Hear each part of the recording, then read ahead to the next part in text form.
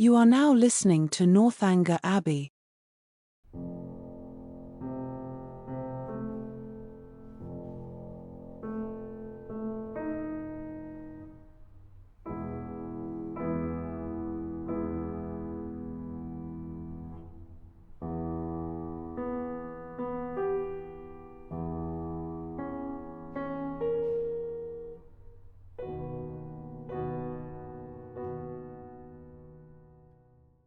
Chapter 21. A moment's glance was enough to satisfy Catherine that her apartment was very unlike the one which Henry had endeavoured to alarm her by the description of. It was by no means unreasonably large, and contained neither tapestry nor velvet. The walls were papered, the floor was carpeted, the windows were neither less perfect nor more dim than those of the drawing-room below. The furniture, though not of the latest fashion, was handsome and comfortable, and the air of the room altogether far from uncheerful. Her heart instantaneously at ease on this point, she resolved to lose no time in particular examination of anything, as she greatly dreaded disobliging the general by any delay. Her habit therefore was thrown off with all possible haste, and she was preparing to unpin the linen package, which the chaise seat had conveyed for her immediate accommodation, when her eye suddenly fell on a large high chest, standing back in a deep recess on one side of the fireplace. The sight of it made her start, and, forgetting everything else, she stood gazing on it in motionless wonder, while these thoughts crossed her. This is strange indeed. I did not expect such a sight as this. An immense heavy chest. What can it hold? Why should it be placed here? Pushed back too, as if meant to be out of sight. I will look into it, cost me what it may. I will look into it, and directly too by daylight. If I stay till evening my candle may go out. She advanced and examined it closely. It was of cedar, curiously inlaid with some darker wood, and raised, about a foot from the ground, on a carved stand of the same. The lock was silver, though tarnished from age. At each end were the imperfect remains of handles also of silver, broken perhaps prematurely by some strange violence, and, on the centre of the lid, was a mysterious cipher, in the same metal. Catherine bent over it intently, but without being able to distinguish anything with certainty. She could not, in whatever direction she took it, believe the last letter to be a T, and yet that it should be anything else in that house was a circumstance to raise no common degree of astonishment. If not originally theirs, by what strange events could it have fallen into the Tilney family? Her fearful curiosity was every moment growing greater, and seizing, with trembling hands, the hasp of the lock, she resolved at all hazards to satisfy herself at least as to its contents. With difficulty, for something seemed to resist her efforts, she raised the lid a few inches, but at that moment a sudden knocking at the door of the room made her, starting, quit her hold, and the lid closed with alarming violence. This ill-timed intruder was Miss Tilney's maid, sent by her mistress to be of use to Miss Morland, and though Catherine immediately dismissed her, it recalled her to the sense of what she ought to be doing, and forced her, in spite of her anxious desire to penetrate this mystery, to proceed in her dressing without further delay. Her progress was not quick, for her thoughts and her eyes were still bent on the object so well calculated to interest and alarm, and though she dared not waste a moment upon a second attempt, she could not remain many paces from the chest. At length, however, having slipped one arm into her gown, her toilette seemed so nearly finished that the impatience of her curiosity might safely be indulged.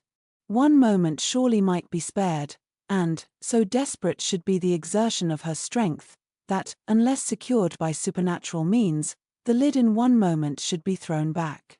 With this spirit she sprang forward, and her confidence did not deceive her. Her resolute effort threw back the lid, and gave to her astonished eyes the view of a white cotton counterpane, properly folded, reposing at one end of the chest in undisputed possession.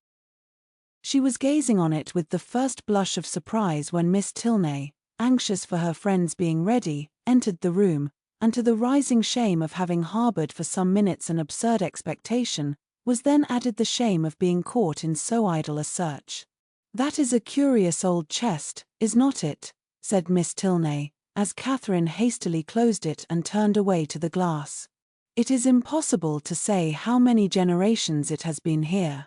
How it came to be first put in this room I know not, but I have not had it moved, because I thought it might sometimes be of use in holding hats and bonnets. The worst of it is that its weight makes it difficult to open. In that corner, however, it is at least out of the way." Catherine had no leisure for speech, being at once blushing, tying her gown, and forming wise resolutions with the most violent dispatch. Miss Tilney gently hinted her fear of being late, and in half a minute they ran downstairs together, in an alarm not wholly unfounded, for General Tilney was pacing the drawing-room, his watch in his hand, and having, on the very instant of their entering, pulled the bell with violence, ordered dinner to be on table directly. Catherine trembled at the emphasis with which he spoke, and sat pale and breathless, in a most humble mood, concerned for his children, and detesting old chests, and the general, recovering his politeness as he looked at her, spent the rest of his time in scolding his daughter for so foolishly hurrying her fair friend, who was absolutely out of breath from haste, when there was not the least occasion for hurry in the world, but Catherine could not at all get over the double distress of having involved her friend in a lecture and been a great simpleton herself, till they were happily seated at the dinner table, when the general's complacent smiles, and a good appetite of her own, restored her to peace. The dining parlour was a noble room, suitable in its dimensions to a much larger drawing-room than the one in common use, and fitted up in a style of luxury and expense which was almost lost on the unpractised eye of Catherine, who saw little more than its spaciousness and the number of their attendants. Of the former, she spoke aloud her admiration, and the general, with a very gracious countenance, acknowledged that it was by no means an ill-sized room, and further confessed that, though as careless on such subjects as most people, he did look upon a tolerably large eating-room as one of the necessaries of life. He supposed, however, that she must have been used to much better-sized apartments at Mr. Allen's. No, indeed, was Catherine's honest assurance. Mr. Allen's dining parlour was not more than half as large, and she had never seen so large a room as this in her life. The general's good humour increased. Why, as he had such rooms, he thought it would be simple not to make use of them, but, upon his honour, he believed there might be more comfort in rooms of only half their size. Mr. Allen's house, he was sure, must be exactly of the true size for rational happiness. The evening passed without any further disturbance, and, in the occasional absence of General Tilney, with much positive cheerfulness. It was only in his presence that Catherine felt the smallest fatigue from her journey, and even then, even in moments of languor or restraint, a sense of general happiness preponderated, and she could think of her friends in Bath without one wish of being with them. The night was stormy, the wind had been rising at intervals the whole afternoon, and by the time the party broke up, it blew and rained violently. Catherine, as she crossed the hall, listened to the tempest with sensations of awe, and, when she heard it rage round a corner of the ancient building and close with sudden fury a distant door, felt for the first time that she was really in an abbey. Yes, these were characteristic sounds. They brought to her recollection a countless variety of dreadful situations and horrid scenes, which such buildings had witnessed, and such storms ushered in, and most heartily did she rejoice in the happier circumstances attending her entrance within walls so solemn. She had nothing to dread from midnight assassins or drunken gallants. Henry had certainly been only in jest in what he had told her that morning. In a house so furnished, and so guarded, she could have nothing to explore or to suffer, and might go to her bedroom as securely as if it had been her own chamber at Fullerton. Thus wisely fortifying her mind, as she proceeded upstairs, she was enabled, especially on perceiving that Miss Tilney slept only 2 doors from her, to enter her room with a tolerably stout heart, and her spirits were immediately assisted by the cheerful blaze of a wood fire. "How much better is this," said she, as she walked to the fender, "how much better to find a fire ready lit, than to have to wait shivering in the cold till all the family are in bed, as so many poor girls have been obliged to do, and then to have a faithful old servant frightening one by coming in with a faggot. How glad I am that Northanger is what it is. If it had been like some other places, I do not know that, in such a night as this, I could have answered for my courage. But now, to be sure, there is nothing to alarm one." She looked round the room. The window curtains seemed in motion. It could be nothing but the violence of the wind penetrating through the divisions of the shutters, and she stepped boldly forward, carelessly humming a tune, to assure herself of its being so, peeped courageously behind each curtain, saw nothing on either low window seat to scare her, and on placing a hand against the shutter, felt the strongest conviction of the wind's force. A glance at the old chest, as she turned away from this examination, was not without its use. She scorned the causeless fears of an idle fancy, and began with a most happy indifference to prepare herself for bed. She should take her time, she should not hurry herself, she did not care if she were the last person up in the house. But she would not make up her fire, that would seem cowardly, as if she wished for the protection of light after she were in bed. The fire therefore died away, and Catherine, having spent the best part of an hour in her arrangements, was beginning to think of stepping into bed, when, on giving a parting glance round the room, she was struck by the appearance of a high, old-fashioned black cabinet, which, though in a situation conspicuous enough, had never caught her notice before. Henry's words, his description of the ebony cabinet which was to escape her observation at first, immediately rushed across her, and though there could be nothing really in it, there was something whimsical. It was certainly a very remarkable coincidence. She took her candle and looked closely at the cabinet. It was not absolutely ebony and gold, but it was Japan, black and yellow Japan of the handsomest kind, and as she held her candle, the yellow had very much the effect of gold. The key was in the door, and she had a strange fancy to look into it, not, however, with the smallest expectation of finding anything, but it was so very odd, after what Henry had said. In short, she could not sleep till she had examined it. So, placing the candle with great caution on a chair, she seized the key with a very tremulous hand and tried to turn it, but it resisted her utmost strength. Alarmed, but not discouraged, she tried it another way. A bolt flew, and she believed herself successful, but how strangely mysterious. The door was still immovable.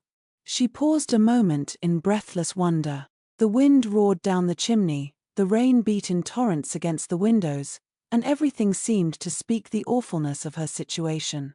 To retire to bed, however, unsatisfied on such a point, would be vain, since sleep must be impossible with the consciousness of a cabinet so mysteriously closed in her immediate vicinity.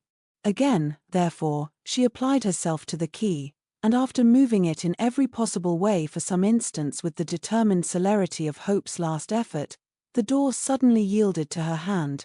Her heart leaped with exultation at such a victory, and having thrown open each folding door, the second being secured only by bolts of less wonderful construction than the lock, though in that I could not discern anything unusual, a double range of small drawers appeared in view, with some larger drawers above and below them, and in the center, a small door, closed also with a lock and key, secured in all probability a cavity of importance. Catherine's heart beat quick, but her courage did not fail her. With a cheek flushed by hope, and an eye straining with curiosity, her fingers grasped the handle of a drawer and drew it forth. It was entirely empty. With less alarm and greater eagerness she seized a second, a third, a fourth. Each was equally empty. Not one was left unsearched, and in not one was anything found. Well read in the art of concealing a treasure, the possibility of false linings to the drawers did not escape her, and she felt round each with anxious acuteness in vain. Place in the middle alone remained now unexplored, and though she had never from the first had the smallest idea of finding anything in any part of the cabinet, and was not in the least disappointed at her ill success thus far, it would be foolish not to examine it thoroughly while she was about it. It was some time, however, before she could unfasten the door, the same difficulty occurring in the management of this inner lock as of the outer, but at length it did open, and not vain, as hitherto, was her search. Her quick eyes directly fell on a roll of paper pushed back into the further part of the cavity, apparently for concealment, and her feelings at that moment were indescribable. Her heart fluttered, her knees trembled, and her cheeks grew pale. She seized, with an unsteady hand, the precious manuscript, for half a glance sufficed to ascertain written characters, and while she acknowledged with awful sensations this striking exemplification of what Henry had foretold, resolved instantly to peruse every line before she attempted to rest. The dimness of the light her candle emitted made her turn to it with alarm, but there was no danger of its sudden extinction. It had yet some hours to burn, and that she might not have any greater difficulty in distinguishing the writing than what its ancient date might occasion, she hastily snuffed it. Alas! It was snuffed and extinguished in one. A lamp could not have expired with more awful effect. Catherine, for a few moments, was motionless with horror. It was done completely, not a remnant of light in the wick could give hope to the rekindling breath. Darkness impenetrable and immovable filled the room. A violent gust of wind, rising with sudden fury, added fresh horror to the moment. Catherine trembled from head to foot.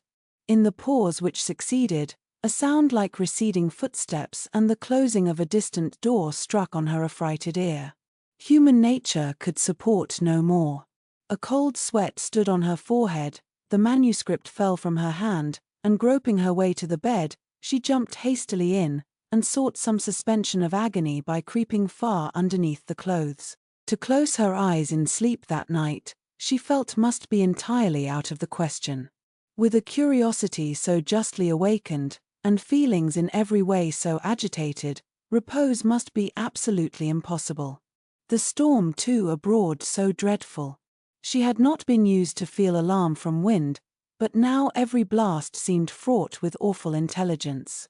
The manuscript so wonderfully found, so wonderfully accomplishing the morning's prediction, how was it to be accounted for? What could it contain? To whom could it relate? By what means could it have been so long concealed? And how singularly strange that it should fall to her lot to discover it. Till she had made herself mistress of its contents, however, she could have neither repose nor comfort, and with the sun's first rays she was determined to peruse it. But many were the tedious hours which must yet intervene. She shuddered, tossed about in her bed, and envied every quiet sleeper. The storm still raged, and various were the noises, more terrific even than the wind, which struck at intervals on her startled ear. The very curtains of her bed seemed at one moment in motion, and at another the lock of her door was agitated, as if by the attempt of somebody to enter. Hollow murmurs seemed to creep along the gallery, and more than once her blood was chilled by the sound of distant moans. Hour after hour passed away, and the wearied Catherine had heard 3 proclaimed by all the clocks in the house before the tempest subsided or she unknowingly fell fast asleep.